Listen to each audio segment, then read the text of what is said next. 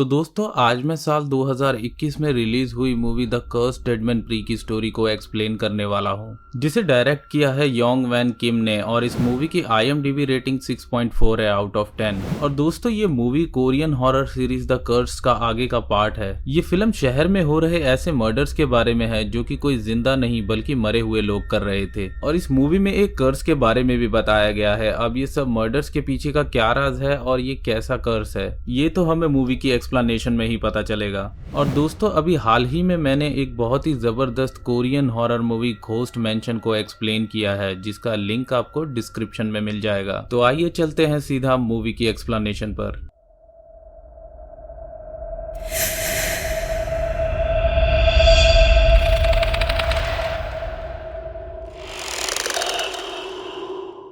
तो फिल्म की शुरुआत में हम एक आदमी को देखते हैं जिसे अपने घर में किसी के होने का एहसास होता है, और अगले ही पल उसके सामने एक हुडी पहना हुआ आदमी आता है जिसका चेहरा बहुत ही अजीब था। उसे देखते ही वो आदमी अपनी जान बचाने के लिए उस हुडी वाले आदमी को मारने की कोशिश करता है, लेकिन उसे कुछ भी असर नहीं होता है। और देखते ही देखते वो हुडी वाला आदमी पहले वाले आदमी की गर्दन में काट लेता है, जिसके बाद उस पहले वाले शख्स को जैसे किसी तरह का इन्फेक्शन हो जाता है। अब हम उसका चेहरा बहुत ही बुरी तरह से खराब होता हुआ देखते हैं, जिसके बाद वो आदमी मर जाता है। और सबसे अजीब बात ये होती है कि वो हुडी वाला आदमी राख बन जाता है, और इसी के साथ ये सीन यहीं पर कट होता है। अगले सीन में हम कुछ डिटेक्टिव्स को देखते हैं जो कि इसी मर्डर केस के बारे में डिस्कस कर रहे होते हैं, जहां पर जुंग सुंग नाम का एक डिटेक्टिव भी होता है। और इसी डिस्कशन के जरिए सबको पता चलता है कि जिसने भी मर्डर किया है वो 3 महीने पहले ही मर चुका है, और ये सुनते ही सबके होश उड़ जाते हैं। और अब सीन एक अलग जगह शिफ्ट होता है जहाँ हम जिनही को देखते हैं जो की एक रिपोर्टर है, और उसने एक किताब लिखी होती है जो कि शमन्स के ऊपर बेस्ड है। अब असल में शमन्स वो लोग होते हैं जो कि रिचुअल्स करके लोगों का एग्जॉर्सिज्म करते हैं। उसकी लिखी हुई किताब की वजह से एक रेडियो में उसका लाइव इंटरव्यू चल रहा होता है, जिसमें लोग उससे कॉल करके अपने सवाल भी पूछते हैं।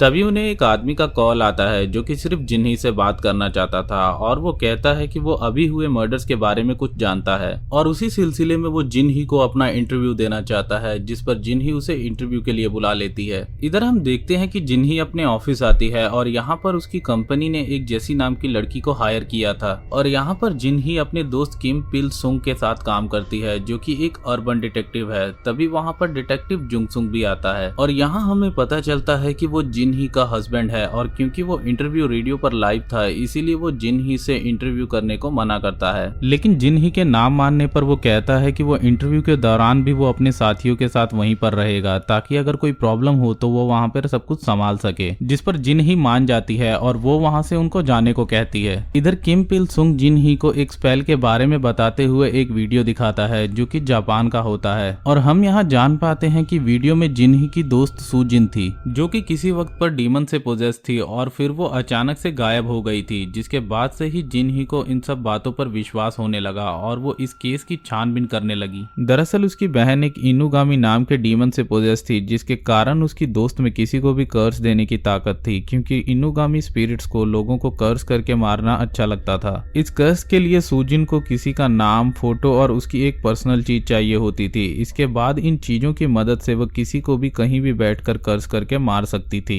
इसके बाद जिन्ही जब एक रेस्टोरेंट में बैठी होती है तभी वहां एक अजीब सा आदमी आता है और उसको मारने की कोशिश करता है, लेकिन अचानक से उस आदमी के शरीर अपने आप ही अकड़ने लगता है, और हम देखते हैं कि वहां पर जिन्ही और सुजिन होती हैं जो कि उस आदमी को मार देती हैं। लेकिन ये सब जिन्ही को एक सपने में दिखाई देता है। अब इस सपने का क्या मतलब है ये हमें आगे पता चलेगा। अगले दिन हम जिन्ही के पास उस आदमी को देखते हैं जो कि इंटरव्यू देने के लिए आया हुआ था, और वहां पर जुंग सुंग भी होता है ताकि वो इंटरव्यू देने के बाद उस आदमी को पकड़ सके। वो आदमी जिन्ही को बताता है कि आज के 3 महीने पहले एक जानी मानी फार्मास्यूटिकल कंपनी ने कुछ गरीब और बेसहारा लोगों पर एक रिसर्च की थी, जिसमें वो सभी लोग मारे गए थे, और अब हम उसी का बदला उस कंपनी से लेने के लिए वापस आ गए हैं, और उस रिसर्च से जुड़े हुए सभी लोगों को मार देंगे। और अगर वो ये सब रोकना चाहते हैं तो उनके प्रेसिडेंट को सबके सामने पब्लिकली माफी मांगनी पड़ेगी, और अगर उन्होंने दिल से माफी नहीं मांगी तो ये कर्ज और भी बढ़ता जाएगा, और इसी तरह लोग लोग मरते रहेंगे। अब वो आदमी वहां से निकलने के लिए जिन ही को चाकू की नोक पर रखकर वहां से निकलने की कोशिश करता है और जैसी कैमरे में ये सब कुछ रिकॉर्ड करती है और जुंगसुन जिन ही को बचाने की कोशिश करता है, लेकिन वो आदमी जुंगसुन को मारकर बुरी तरह से घायल कर देता है और जिन ही उस आदमी के हाथ में एक अजीब सा निशान को उभरते हुए देखती है जो कि कोई स्पेल था और देखते ही देखते वो आदमी राख में बदल जाता है, जैसे कि हमने मूवी की शुरुआत में देखा था। और ये देखकर सभी लोग हैरान रह जाते हैं। यहाँ पर हम उस फार्मास्यूटिकल कंपनी में अजीब सा माहौल बनता हुआ देखते हैं, क्योंकि ये इंटरव्यू उन लोगों तक पहुंच चुका था जिससे वो लोग काफी डरे हुए थे। लेकिन प्रेसिडेंट की बेटी कहती है कि मेरे पिताजी इससे डर कर किसी से माफी नहीं मांगेंगे। वहाँ पर जुंगसुंग और जिन ही भी आते हैं जो कि उस कंपनी के चेयरमैन को पूरी सुरक्षा देने की बात करते हैं, क्योंकि अब उन मरे हुए लोगों का अगला निशाना वही होने वाला था। अब हम एक प्रोफेसर को जिन ही और जुंगसुंग को एक स्पेल के बारे में बताता हुआ देखते हैं जो कि इंडोनेशिया का स्पेल था और इस स्पेल की मदद से किसी भी डेड बॉडी को जिंदा करके उससे अपना काम करवाया जाता है और वो डेड लोग जिसको भी घाव या जख्म देते थे वो बहुत ही बुरी तरह से मर जाता था, जैसा कि उसे किसी तरह की बीमारी हो गई हो। और इस स्पेल का कर्ज तब तक बढ़ता रहता है जब तक सामने वाला दिल से अपने किए का पछतावा न कर ले। अगले सीन में हम उस कंपनी में बहुत सारे पुलिस और बॉडीगार्ड्स को देखते हैं जिनको कंपनी ने सुरक्षा के लिए हायर किया होता है, जहाँ पर जिन ही और जुंगसुंग भी होते हैं। तभी हम वहाँ पर बहुत सारे मरे हुए लोगों को आता हुआ देखते हैं, जिसे हम एक तरह से आर्मी ऑफ द डेड कह सकते हैं, जो कि एक साथ कंपनी पर हमला कर देते हैं और जुंगसुंग कंपनी के चेयरमैन को लेकर लिफ्ट से नीचे आते हैं। लेकिन वो सभी लोग सीधे ही अजीब तरह से नीचे गिरने लगते हैं और हम देख पाते हैं कि उन्हें कुछ भी नहीं होता और वो लोग बाहर निकलकर टैक्सी के जरिए चेयरमैन का पीछा करते हैं जिन्हें जुंगसुंग बचा रहा होता है। लेकिन आखिरकार वो लोग चेयरमैन को घसीटकर कार से बाहर निकाल लेते हैं और अजीब तरह से उसे घाव देने लगते हैं, जिसकी वजह से चेयरमैन का चेहरा बहुत ही अजीब तरह से सड़ जाता है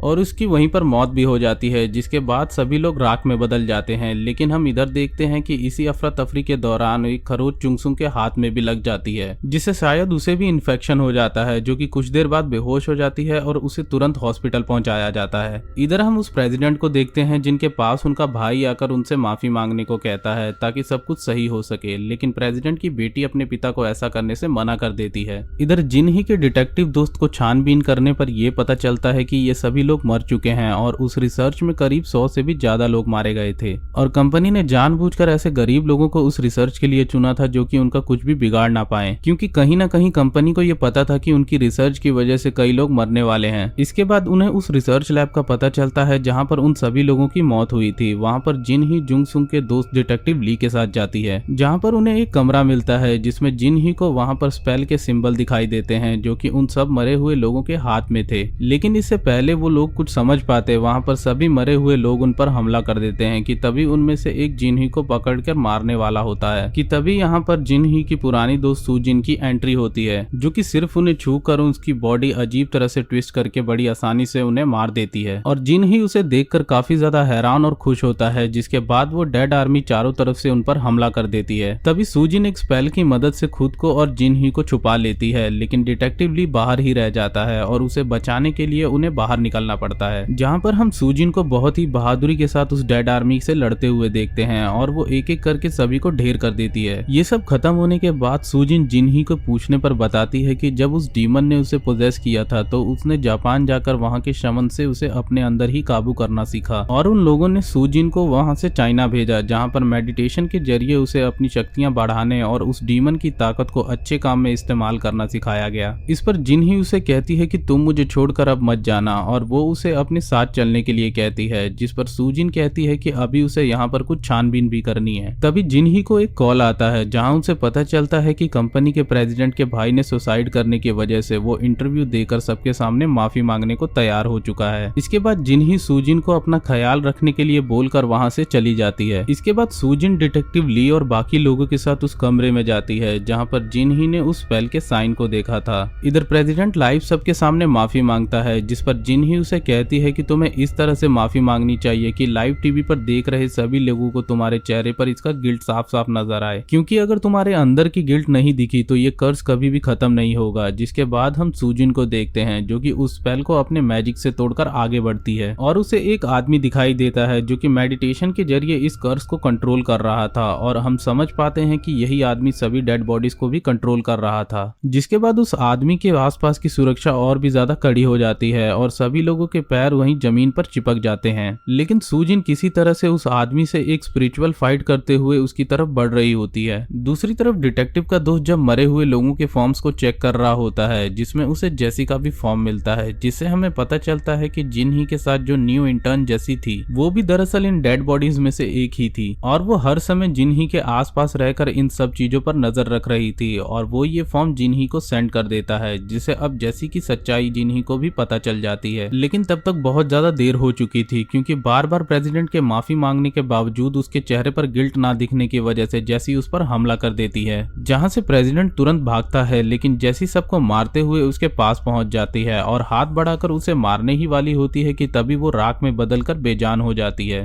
क्योंकि इधर सूजिन सभी डेड आर्मी को मारते हुए उस आदमी के पास पहुंचकर उसे सभी को कंट्रोल करने से रोकती है और उसके स्पेल को वहीं पर खत्म कर देती है। लेकिन सूजिन को उस आदमी के थ्रू एक विजन आता है जहां वो अपनी एक बच्ची के साथ था, और हम यहाँ पर समझ पाते हैं कि उस आदमी ने इस रिसर्च में अपनी बच्ची को भी खोया था, इसीलिए वो ये सब कर रहा था। इधर प्रेसिडेंट की बेटी अपने पिता को जिंदा देखकर बहुत खुश होती है, लेकिन फिर वो अचानक से जेसी की एक उंगली तोड़कर उससे अपने पिता को एक खरोच का निशान देती है, जिससे प्रेसिडेंट वहीं पर मर जाते हैं। और उस रूम में सबके आने पर वो ऐसा प्रिटेंड करती है जैसे उसे अपने पिता की मौत का बहुत दुख हुआ हो, लेकिन तभी वहां पर जिन ही आती है और उसे ऐसा नाटक करने से मना करती है, क्योंकि उसने प्रेसिडेंट के कपड़ों में पहले से ही कैमरा लगा दिया था और तुमको इस वक्त सभी लोग लाइव देख रहे हैं। दरअसल प्रेसिडेंट की बेटी अपने लालच और कंपनी को डूबने से बचाने के लिए ऐसा करती है, लेकिन उसकी सच्चाई दुनिया के सामने आ जाती है। इसके बाद हम सूजिन को देखते हैं, जो कि जिन ही को उस आदमी के दुख के बारे में बताती है, क्योंकि उसने अपनी बच्ची को खोया था। और इसके बाद सूजिन जुंगसुंग से मिलने जाती है, क्योंकि स्पेल खत्म होने की वजह से वो भी ठीक हो गया था।